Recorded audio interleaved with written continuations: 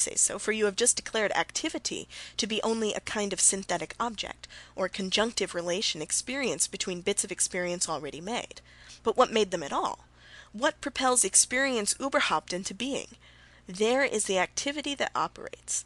The activity felt is only its superficial sign.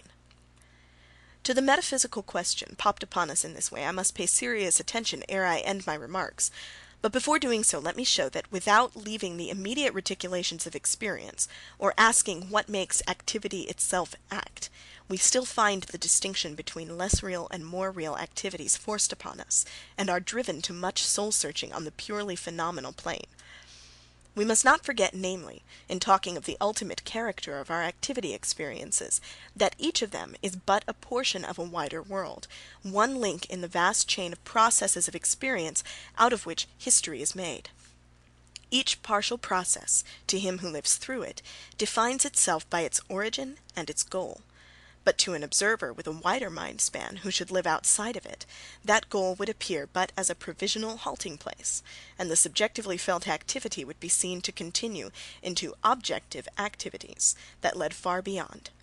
We thus acquire a habit, in discussing activity experiences, of defining them by their relation to something more.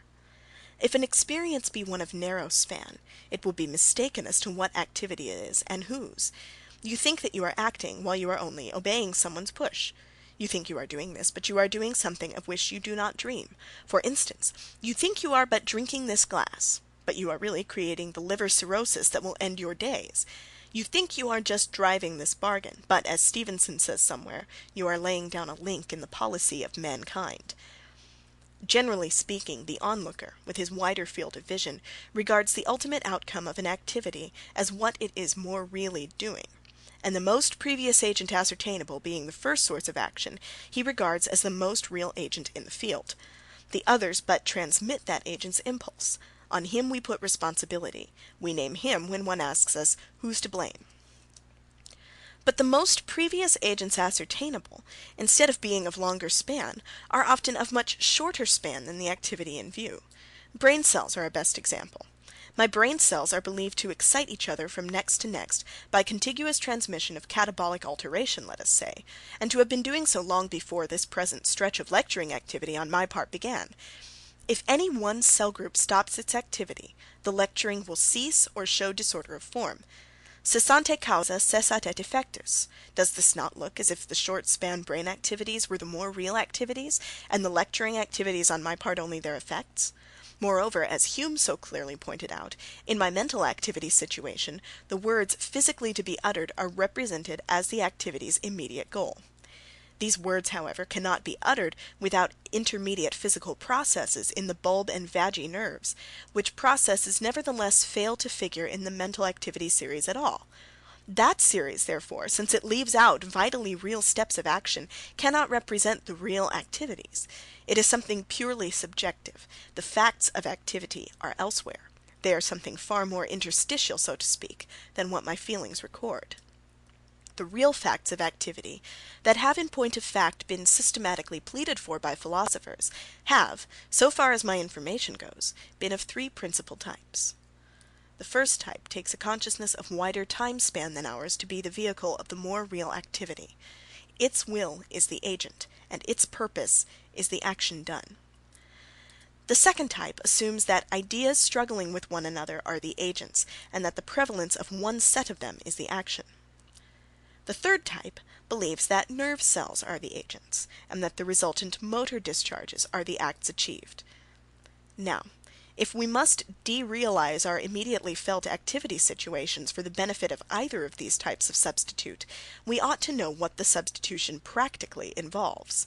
What practical difference ought it to make if, instead of saying naively that I am active now in delivering this address, I say that a wider thinker is active, or that certain ideas are active, or that certain nerve cells are active in producing the result? This would be the pragmatic meaning of the three hypotheses. Let us take them in succession in seeking a reply.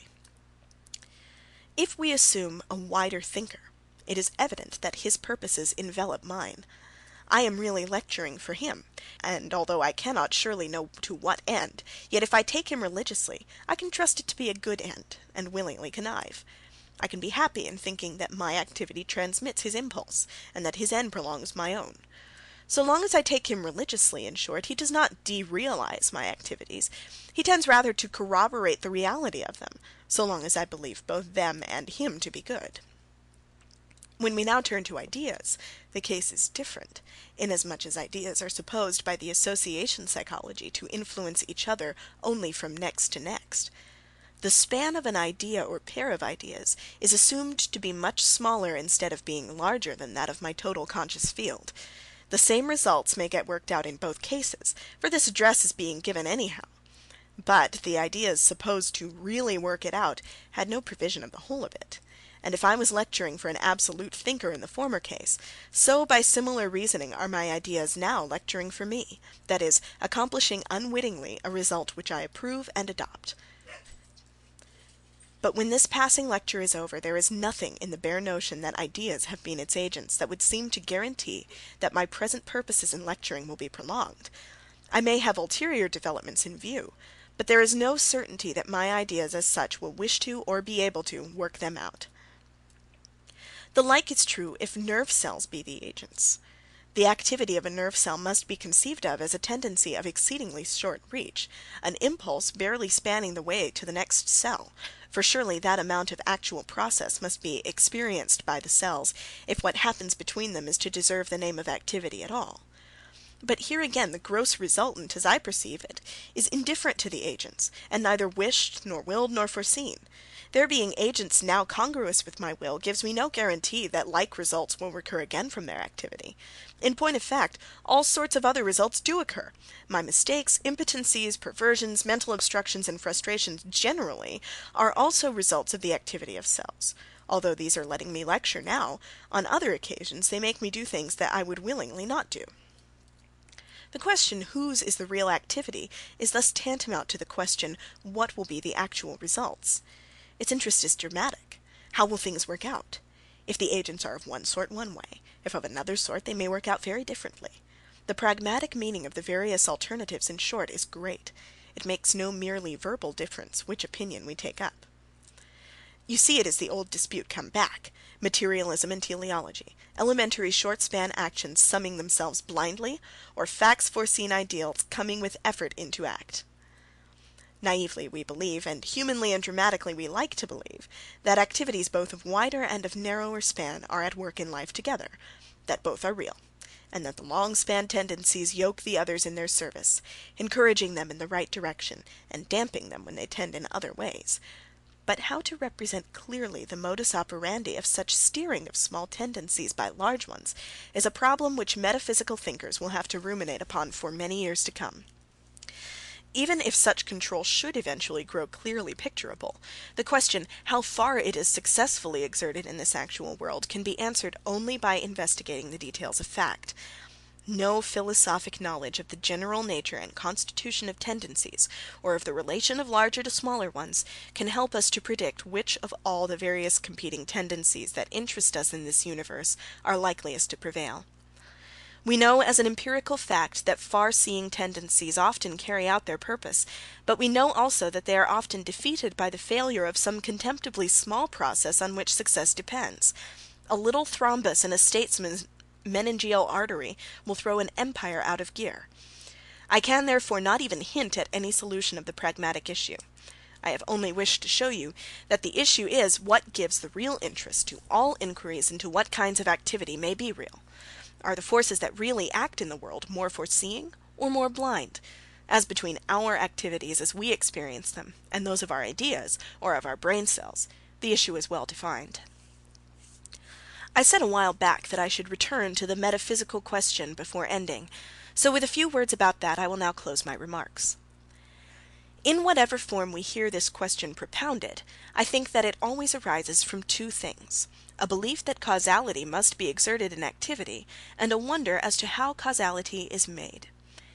If we take an activity situation at its face value, it seems as if we caught it in flagrante delicto, the very power that makes facts come and be. I am now eagerly striving, for example, to get this truth which I seem half to perceive into words which shall make it show more clearly. If the words come, it will seem as if the striving itself had drawn or pulled them into actuality out of the state of merely